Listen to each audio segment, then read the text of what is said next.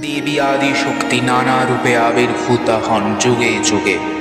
দক্ষ গৃহে কন্যা রূপে জন্মগ্রহণ করলেন স্বয়ং মহাদেবকে সংসারী করে তুলতে দেবী সতী রূপে।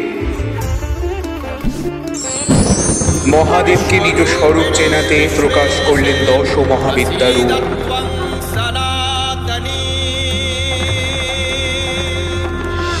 দক্ষ যজ্ঞে পিতৃমুখে শিবনিন্দা শুনে অপমানিতা সতী করলেন দেহত্যাগ।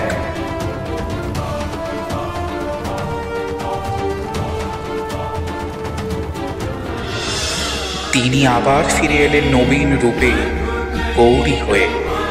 এই গৌরী জগৎ পালিকা, আবার অশুভের নাশে তিনি রণরঙ্গিনী মহিষাসুরমর্দিনী। মহাদেবীর নানা লীলা মাহাত্ম্য জানতে দেখুন মাতৃরূপের সমস্থিতা আসছে এই দেবী পক্ষে।